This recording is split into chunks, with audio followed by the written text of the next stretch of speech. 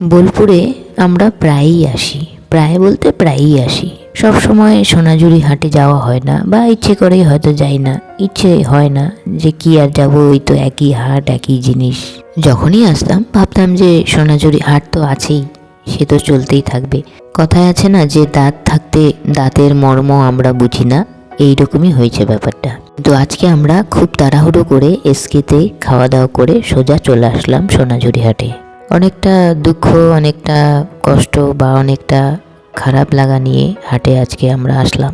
ভাবলাম যে শেষবারের মতো হাটটা একটু ঘুরে দেখি, শেষবারের মতো একটু এই জঙ্গলের নিচে যে হাট, সেই সৌন্দর্যটাকে উপভোগ করি। কারণ শোনা যাচ্ছে যে সোনাঝুরি হাট নাকি বন্ধ হয়ে যাচ্ছে। বন্ধ হয়ে যাচ্ছে মানে এই যে খোয়াইয়ে যে হাটটা রয়েছে, যেটাকে শনিবারের হাট বা সোনাঝুরি হাট বলে, এই জায়গায় হয়তো হাটটা আর থাকছে না। শোনা যাচ্ছে যে এই হাটটা নাকি চলে যাবে বিশ্ব বাংলা যেটা রয়েছে, বিশ্ব বাংলা হাট যেখানে রয়েছে, যেখানে কংক্রিটে ঘেরা একটা জায়গা, সেরকম জায়গায় নাকি হাটটা চলে যাবে, শিফট হবে।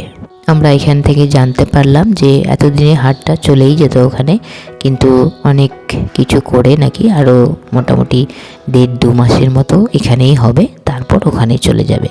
সেই জন্য শেষবারের মতো, আবার কবে আসবো জানি না, শেষবারের মতো হাটটাকে একটু ঘুরে দেখছি। কারণ এই যে সৌন্দর্য, এই যে রাঙা মাটির নিচে হাট বসেছে, যখনই আমরা হাটে আসি অবশ্যই আমাদের পায়ে রাঙামাটির ছাপ লেগে থাকে, আমাদের জুতোতে রাঙামাটির ছাপ লেগে থাকে। সেটা হয়তো আর কোনো দিনই হবে না। সত্যি বলতে কি, এই হাটের সৌন্দর্যটাই আলাদা, যেটা ভাষায় প্রকাশ করা যায় না। যেমন আমরা হস্তশিল্প মেলাগুলোতে যাই, সেখানেও কিন্তু এই ধরনেরই দোকানপাট থাকে হস্তশিল্প মেলাগুলোতে, কিন্তু এখানকার যে সৌন্দর্যটা, এই যে জঙ্গল, চারপাশে এত গাছপালা, তার নিচে এত সুন্দর হাট, আমরা পাখির ডাক পর্যন্ত শুনতে পাই, সেই জিনিসগুলো তো আর পাবো না। তবে এর পেছনে কি কারণ রয়েছে, কেন এসব হচ্ছে, কেন চেঞ্জ হচ্ছে, এসব আমি ডিটেলসে জানি না। কিন্তু কথায় বলে না যে যা হয় ভালোর জন্যই হয়, হয়তো কোথাও না কোথাও গিয়ে কোনো না কোনো ভালোর জন্যই হবে। কারণ এটা আমি মনে করি যে পৃথিবীতে যা কিছু ঘটে, সমস্ত কিছুর পিছনে কোনো না কোনো কারণ থাকে। আমরা তো মানুষ, সেই জন্য হয়তো আমরা সেলফিশের মতো শুধু আমাদের কথাই ভাবছি, আমাদের ভালো লাগা, আমাদের সুখের জন্য, আমাদের শান্তির জন্য, আমাদের পছন্দ অপছন্দর দিকটাই শুধু ভাবছি, কিন্তু অন্য দিকটা হয়তো আমরা ভাবছি না। সেই জন্যই বলছি যে যা কিছু হয় ভালোর জন্যই হয়, হয়তো সেই দিকটা ভেবে দেখলে ভালোর জন্যই হচ্ছে। কারণ এই যে জঙ্গল, এই জঙ্গলের হাট কিন্তু শুরু হয় সেই সকাল থেকে, মানে দোকানপাট কিন্তু আসা শুরু হয় সেই সকাল থেকে সন্ধ্যে পর্যন্ত। যার ফলে এই জঙ্গলে যে পাখি, আরও নানা রকম জীবজন্তু থাকে, তাদের কিন্তু একটু অসুবিধেই হয়। সেই জন্য এই জঙ্গলে যদি হাট না বসে, তাহলে আবার সেই আগের মতো পাখিগুলো তাদের নিজের স্বাধীনভাবে এখানে বসবাস করতে পারবে। সেই জন্য সেই দিকটা ভাবলে কিন্তু ব্যাপারটা খুবই সুন্দর, ব্যাপারটা খুবই ভালো।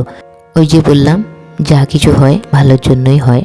কিন্তু হাটটা কেন এখান থেকে সরে যাচ্ছে তার মূল কারণ কিন্তু আমার জানা নেই। কেউ যদি জেনে থাকো তাহলে আমাকে জানাতে পারো কমেন্ট বক্সে। এবং তোমরাও যদি সোনাঝুরি হাটকে মিস করো বা সোনাঝুরি হাটের এই সৌন্দর্য উপভোগ করতে চাও, তাহলে তোমরাও কিন্তু খুব তাড়াতাড়ি আরও একবার এইখানে জঙ্গলের মাঝখানে যে হাট, সেটা এসে ঘুরে যেতে পারো। কেননা এই সৌন্দর্য, এই ভালো লাগা, এই সমস্ত কিছু হয়তো আর পাওয়া যাবে না। আর হকারদের এই যে দই রাবড়ি, দই রাবড়ি, দই রাবড়ি, এটা সারাক্ষণ আমি যদি বাড়িতে বসে থাকি তাও আমার কানের মধ্যে এটা ভেসে ওঠে, দই রাবড়ি, দই রাবড়ি। সাঁওতালদের যে নাচ গান, তারপর মাদল কী সব বলে, এই যে সুন্দর একটা এই হাটে আসলেই এই শব্দগুলো কানের মধ্যে ভেসে ওঠে। এই বাজনা, মাদলের বাজনা, আর এই যে দই রাবড়ি, দই, এই জিনিসগুলো সত্যি খুবই খুবই খুবই খুবই মিস করব।